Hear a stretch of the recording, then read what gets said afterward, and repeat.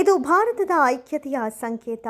ಹಿಂದೂ ಧರ್ಮದ ಪವಿತ್ರವಾದ ಉತ್ಸವ ಅಂತಲೇ ಬಿಂಬಿತವಾಗಿರುವ ಮೇಳ. ಹಿಂದೂ ಧರ್ಮದಲ್ಲಿ ಬೃಹತ್ ಮತ್ತು ಪವಿತ್ರವಾದ ಉತ್ಸವಗಳಲ್ಲಿ ಪ್ರಮುಖವಾದ ಮಹಾಕುಂಭ ಮೇಳ ಈ ಬಾರಿ ಉತ್ತರ ಪ್ರದೇಶದ ಪ್ರಯಾಗ್ರಾಜ್ನಲ್ಲಿ ಆರಂಭವಾಗಿದೆ.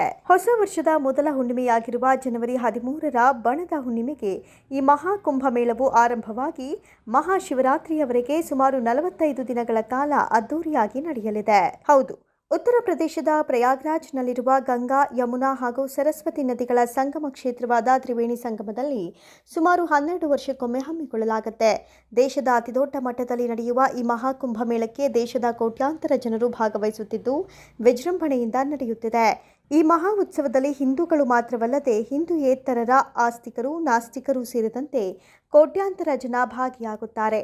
ಭಾರತ ದೇಶ ಮಾತ್ರವಲ್ಲದೆ ವಿಶ್ವದ ವಿವಿಧ ದೇಶಗಳ ಪ್ರವಾಸಿಗರು ಸೇರಿದಂತೆ 40 ಕೋಟಿಗೂ ಅಧಿಕ ಭಕ್ತರು ಮಹಾಕುಂಭ ಮೇಳದಲ್ಲಿ ಭಾಗವಹಿಸುವ ನಿರೀಕ್ಷೆಯಂತೂ ಖಂಡಿತ ಇದೆ. ದೇಶದ 3 ಮಹಾನದಿಗಳ ಸಂಗಮ ಕ್ಷೇತ್ರವಾಗಿರುವ ತ್ರಿವೇಣಿ ಸಂಗಮದಲ್ಲಿ ನಡೆಯುವ ಮಹಾಕುಂಭ ಮೇಳದಲ್ಲಿ, ಅದರಲ್ಲೂ ಈ ಸಮಯದಲ್ಲಿ ಸ್ನಾನ ಮಾಡುವುದರಿಂದ ಮೋಕ್ಷ ಸಿಗುತ್ತದೆ ಎಂಬುದು ಜನರ ನಂಬಿಕೆ. ಈ ನಂಬಿಕೆಯಿಂದಲೇ ಭಾರತ ದೇಶದ ಮೂಲೆ ಮೂಲೆಗಳಿಂದ ಜನ ಮಹಾಕುಂಭ ಮೇಳದಲ್ಲಿ ಭಾಗವಹಿಸಿ ಧಾರ್ಮಿಕ ವಿಧಿವಿಧಾನಗಳನ್ನು ನಡೆಸುತ್ತಾರೆ. ಕುಂಭಮೇಳ ಉತ್ಸವ ಈಗಾಗಲೇ ಭರ್ಜರಿಯಾಗಿ ಪ್ರಾರಂಭವಾಗಿದ್ದು, ಭಕ್ತರಿಗಾಗಿ 10,000ಕ್ಕಿಂತ ಹೆಚ್ಚು ಹೆಕ್ಟೇರ್ಗಳ ಪ್ರದೇಶದಲ್ಲಿ 1.5 ಲಕ್ಷಗಳಷ್ಟು ಟೆಂಟ್ಗಳನ್ನು ನಿರ್ಮಿಸಲಾಗಿದೆ. ಅಲ್ಲದೆ ಮೇಳಕ್ಕೆ ಆಗಮಿಸುವ ಜನರಿಗಾಗಿ ಶೌಚಾಲಯ, ಸ್ವಚ್ಛತೆ ಸೇರಿದಂತೆ ಹಿಂದಿನಿಗಿಂತಲೂ ಈ ಬಾರಿ ಸಕಲ ವ್ಯವಸ್ಥೆಗಳನ್ನು ವ್ಯವಸ್ಥಿತವಾಗಿ ಮಾಡಿಕೊಡಲಾಗಿದೆ. ಈ ಮೇಳದಲ್ಲಿ ಮುಖ್ಯವಾಗಿ ಪ್ರಮುಖ ಕುಂಭ ಸ್ನಾನಗಳು ಯಾವಾಗ ನಡೆಸಲಾಗುತ್ತೆ ಎಂಬುದನ್ನು ತಿಳಿದುಕೊಳ್ಳುವುದು ಮುಖ್ಯ ಅಂಶ. ಈ ದಿನಗಳಂದು ಕುಂಭ ಸ್ನಾನಗಳನ್ನು ಮಾಡಿದರೆ ಅತಿ ಶ್ರೇಷ್ಠ ಎನ್ನುವ ಮಾತಿದೆ. ಹೀಗಾಗಿ ಈ ನಡೀತಾ ಇರುವಂತಹ ಕುಂಭ ಮೇಳದಲ್ಲಿ ಜನರು ಸ್ನಾನಗಳನ್ನು ಮಾಡಲು ಪ್ರಮುಖವಾದ 4 ದಿನಗಳನ್ನು ಗುರುತಿಸಲಾಗಿದೆ. ಅದರಲ್ಲಿ 2025ರ ಜನವರಿ 14ರಂದು ಮಕರ ಸಂಕ್ರಾಂತಿಯ ದಿನ ಮೊದಲ ಶಾಹಿ ಸ್ನಾನ, ಜನವರಿ 29ರಂದು ಮೌನಿ ಅಮಾವಾಸ್ಯೆಯ ದಿನ 2ನೇ ಶಾಹಿ ಸ್ನಾನ ನಡೆಸಲಾಗ್ತಾ ಇದೆ. ಅಲ್ಲದೆ ಫೆಬ್ರವರಿ 3ರಂದು ವಸಂತ ಪಂಚಮಿಯ ದಿನ 3ನೇ ಶಾಹಿ ಸ್ನಾನ ಮಾಡಲಾಗುತ್ತದೆ. ಇನ್ನು ಫೆಬ್ರವರಿ 12ರಂದು ಮಾಘಿ ಪೂರ್ಣಿಮಾ ಅಂದರೆ ಹುಣ್ಣಿಮೆಯ ದಿನ ಮಾಡಲಾಗುತ್ತೆ. ನಂತರ ಫೆಬ್ರವರಿ 26 ಮಹಾಶಿವರಾತ್ರಿ ಹಾಗೂ ಮಹಾಕುಂಭ ಮೇಳಕ್ಕೆ ತೆರೆ ಬೀಳಲಿದೆ. ಇನ್ನು ಮಹಾಕುಂಭ ಮೇಳವನ್ನ 4 ವಿಧದಲ್ಲಿ ವಿಂಗಡಣೆಯನ್ನ ಮಾಡಲಾಗಿದೆ. ಅವುಗಳು ಯಾವುವು ಅಂದರೆ ಕುಂಭಮೇಳ, ಇದು 4 ವರ್ಷಗಳಿಗೊಮ್ಮೆ ನಡೆಸಲಾಗುತ್ತೆ. ಅಲ್ಲದೆ ಅರ್ಧ ಕುಂಭಮೇಳ, ಇದನ್ನು 6 ವರ್ಷಗಳಿಗೊಮ್ಮೆ ಹಮ್ಮಿಕೊಳ್ಳಲಾಗುತ್ತೆ. ಇನ್ನು ಪೂರ್ಣ ಕುಂಭಮೇಳ, ಇದನ್ನು 12 ವರ್ಷಗಳಿಗೊಮ್ಮೆ ನಡೆಸಲಾಗ್ತಾ ಇದ್ದು ಈ ಮೇಳದಲ್ಲಿಯೇ ಇದು ವಿಶೇಷ ಮೇಳವಾಗಿದೆ. ಇನ್ನು ಕುಂಭಮೇಳ ಇದನ್ನು 144 ವರ್ಷಗಳಿಗೊಮ್ಮೆ ನಡೆಸಲಾಗ್ತಾ ಇದ್ದು ಇದನ್ನು ನಾವು ಜೀವನದಲ್ಲಿ ಒಮ್ಮೆ ಮಾತ್ರ ನೋಡಲು ಹಾಗೂ ಅನುಭವಿಸಲು ಸಾಧ್ಯ. ಇದು ಶತಮಾನದಲ್ಲಿ ಒಂದೇ ಬಾರಿ ನಡೆಯುವುದರಿಂದ ಇದು ಕುಂಭಮೇಳಗಳಲ್ಲಿಯೇ ಶ್ರೇಷ್ಠ ಕುಂಭಮೇಳವಾಗಿದೆ. ಇನ್ನು ಈ ಕುಂಭಮೇಳವನ್ನ ಹೀಗೆ ಯಾಕೆ ವಿಂಗಡಿಸಲಾಗಿದೆ, ಇವುಗಳ ನಡುವಿನ ವ್ಯತ್ಯಾಸವೇನು ಅನ್ನೋದನ್ನ ಗಮನಿಸುವುದಾದರೆ, ಗ್ರಹಗಳ ಶುಭ ಜೋಡಣೆಯ ಆಧಾರದ ಮೇಲೆ ಕುಂಭಮೇಳದ ದಿನಾಂಕವನ್ನು ನಿರ್ಧರಿಸಲಾಗುತ್ತೆ. ಈ ಅವಧಿಯಲ್ಲಿ ಲಕ್ಷಾಂತರ ಹಿಂದೂಗಳು ಪವಿತ್ರ ಸ್ನಾನ ಮಾಡುವ ಮೂಲಕ ತಮ್ಮ ಮೋಕ್ಷವನ್ನು ಪಡೆಯಲಿದ್ದಾರೆ ಎನ್ನಲಾಗುತ್ತಿದೆ. ಮೊದಲನೆಯದು ಕುಂಭಮೇಳ. ಇದು ಪ್ರತಿ 4 ವರ್ಷಗಳಿಗೊಮ್ಮೆ ಸಂಭವಿಸುತ್ತೆ. ಇದು 4 ಸ್ಥಳಗಳಾದ ಹರಿದ್ವಾರ, ಪ್ರಯಾಗರಾಜ್, ಉಜ್ಜಯಿನಿ ಮತ್ತು ನಾಸಿಕ್ಗಳ ಪೈಕಿ ಒಂದು ನಗರದಲ್ಲಿ ಈ ಕುಂಭಮೇಳವನ್ನು ಆಯೋಜನೆ ಮಾಡಲಾಗುತ್ತೆ.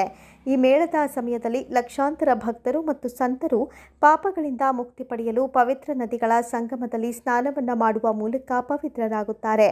ಇನ್ನು ನಂತರದ್ದು ಅರ್ಧ ಕುಂಭಮೇಳ. ಈ ಅರ್ಧ ಕುಂಭಮೇಳವು ಪ್ರತಿ 6 ವರ್ಷಗಳಿಗೊಮ್ಮೆ ನಡೆಯುತ್ತದೆ. ಇದನ್ನು ಪ್ರಯಾಗ್ರಾಜ್ ಮತ್ತು ಹರಿದ್ವಾರದಲ್ಲಿ ಮಾತ್ರ ಹಮ್ಮಿಕೊಳ್ಳಲಾಗುತ್ತೆ. ಇನ್ನು ಮತ್ತೊಂದು ಪೂರ್ಣ ಕುಂಭಮೇಳ. ಇದನ್ನು 12 ವರ್ಷಗಳಿಗೊಮ್ಮೆ ಪೂರ್ಣ ಕುಂಭಮೇಳ ಆಯೋಜನೆ ಮಾಡಲಾಗುತ್ತೆ. ಇದು ಪ್ರಯಾಗ್ರಾಜ್ನ ಸಂಗಮದ ದಡದಲ್ಲಿಯೇ ನಡೆಯುತ್ತದೆ.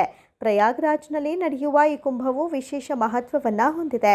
ಇನ್ನು ಮಹಾಕುಂಭಮೇಳ, ಇದರಲ್ಲಿ 12 ಪೂರ್ಣ ಕುಂಭಮೇಳಗಳ ನಂತರ 144 ವರ್ಷಗಳಿಗೊಮ್ಮೆ ಮಹಾಕುಂಭಮೇಳ ನಡೆಯುತ್ತದೆ. ಈ ಅಪರೂಪದ ಕುಂಭಮೇಳಕ್ಕೆ ಹೆಚ್ಚು ಮಹತ್ವವಿದ್ದು ಜನರು ಮಹಾಕುಂಭಮೇಳದ ಸಮಯದಲ್ಲಿ ಸ್ನಾನ ಮಾಡಿದ್ರೆ ಶ್ರೇಷ್ಠತೆಯನ್ನು ಪಡೆಯುತ್ತಾರೆ ಎನ್ನುವುದು ನಂಬಿಕೆ. ಇಂತಹ ದೊಡ್ಡ ಕುಂಭಮೇಳವನ್ನು ವಿಧಿವತ್ತಾಗಿ ಆಚರಣೆ ಮಾಡಬೇಕಾದ್ರೆ ಇದಕ್ಕೊಂದು ಧಾರ್ಮಿಕದ ಮೂಲ ಇರಲೇಬೇಕಲ್ವೇ? ಈ ಕುಂಭಮೇಳಗಳ ಮೂಲವು ಹಿಂದೂ ಪುರಾಣಗಳಲ್ಲಿ ವಿಶೇಷವಾಗಿ ಸಮುದ್ರ ಮಂಥನ ಅಥವಾ ಸಮುದ್ರ ಮಂಥನದ ಕಥೆಯನ್ನು ಅವಲಂಬಿಸಿವೆ. ದೇವತೆಗಳು ಮತ್ತು ರಾಕ್ಷಸರು ಅಮರತ್ವದ ಅಮೃತವಾದ ಅಮೃತವನ್ನು ಪಡೆಯುವ ಪ್ರಯತ್ನದಲ್ಲಿ ಹೇಗೆ ಸೇರಿಕೊಂಡರು ಎಂಬುದನ್ನು ಪ್ರಾಚೀನ ಗ್ರಂಥಗಳಲ್ಲಿ ವಿವರಿಸಲಾಗಿದೆ.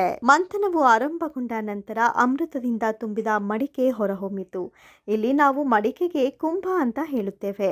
ಆ ಅಮೃತದ ಮಡಿಕೆಯನ್ನು ರಾಕ್ಷಸರಿಂದ ರಕ್ಷಿಸಲು ಮೋಹಿನಿಯ ವೇಷದಲ್ಲಿರುವ ವಿಷ್ಣು ಮಡಿಕೆಯನ್ನು ಸ್ವಾಧೀನಪಡಿಸಿಕೊಂಡ.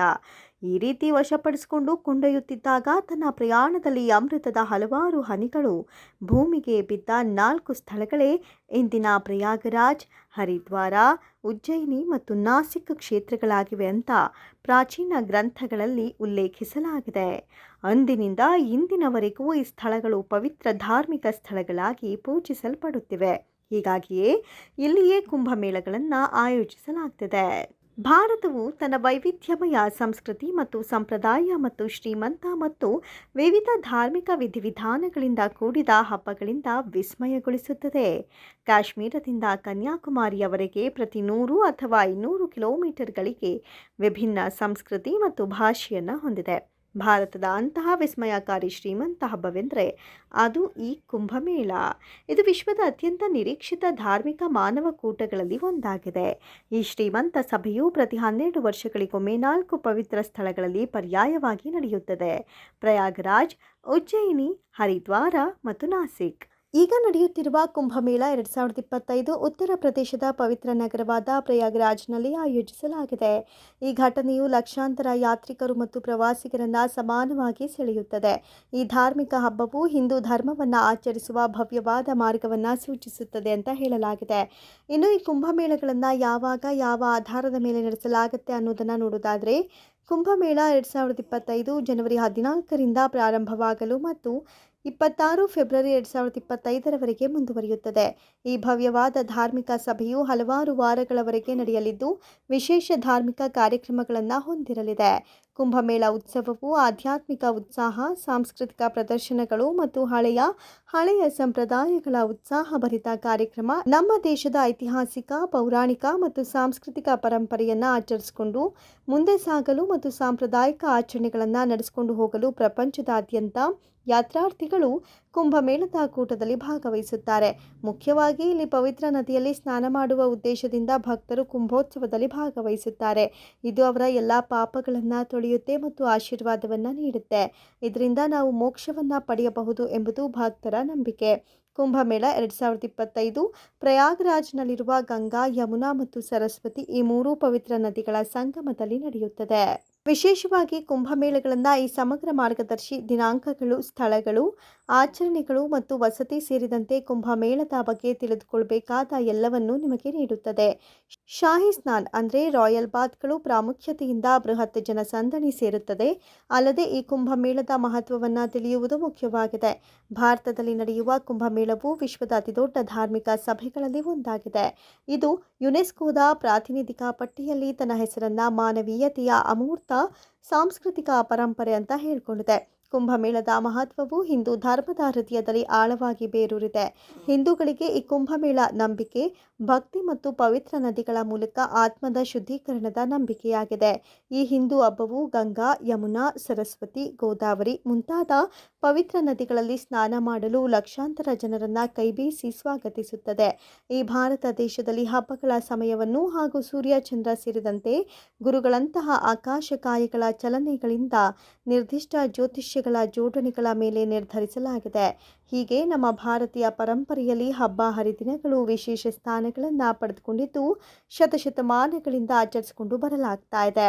ಇವುಗಳ ಆಚರಣೆಯಿಂದ ಜನರು ಮಾನಸಿಕ ನೆಮ್ಮದಿಯನ್ನು ಕಂಡುಕೊಳ್ತಾರೆ. ಅವುಗಳಿಗೆ ಪ್ರಾಚೀನ ಕಾರಣಗಳು ಇವೆ. ಹೀಗಾಗಿ ತಿಂಗಳಿಗೆ ಒಂದು ಹುಣ್ಣಿಮೆ ಮತ್ತು ಒಂದು ಅಮಾವಾಸ್ಯೆ ಸೇರಿದಂತೆ ಬರುವ ಹಬ್ಬಗಳನ್ನು ವಿಧಿವತ್ತಾಗಿ ನಿಯಮಾನುಸಾರ ಆಚರಣೆ ಮಾಡಲಾಗುತ್ತಿದೆ. ಇವುಗಳಲ್ಲಿ ಇದೀಗ ವಿಜ್ಞಾನ ಹಾಗೂ ಮೂಢನಂಬಿಕೆಗಳು ಏನೇನೋ ಹೇಳಬಹುದು. ಆದರೆ ನಮ್ಮ ಜನರು ಹಿಂದಿನ ಸಂಪ್ರದಾಯ, ಸಂಸ್ಕೃತಿಯನ್ನು ಮುಂದುವರಿಸಿಕೊಂಡು ಹೋಗುವ ಮೂಲಕ ಮಾನಸಿಕ ನೆಮ್ಮದಿಯನ್ನು ಕಾಣುತ್ತಾರೆ.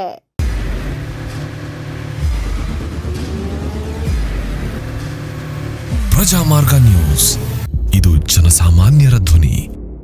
ನಮಸ್ಕಾರ. ನೀವು ನೋಡ್ತಾ ಇದ್ದೀರಾ ಪ್ರಜಾಮಾರ್ಗ ನ್ಯೂಸ್. ರಾಷ್ಟ್ರದ, ರಾಜ್ಯದ ರಾಜಕೀಯದ ಬಗ್ಗೆ ಹೆಚ್ಚಿನ ಸಿನಿಮಾ ಅಪ್ಡೇಟ್ಗಳಿಗಾಗಿ ಫಸ್ಟ್ ಲೈಕ್ ಮಾಡಿ, ಸಬ್ಸ್ಕ್ರೈಬ್ ಆಗಿ, ಹಾಗೆ ಫಾಲೋ ಕೂಡ ಮಾಡಬೇಕು.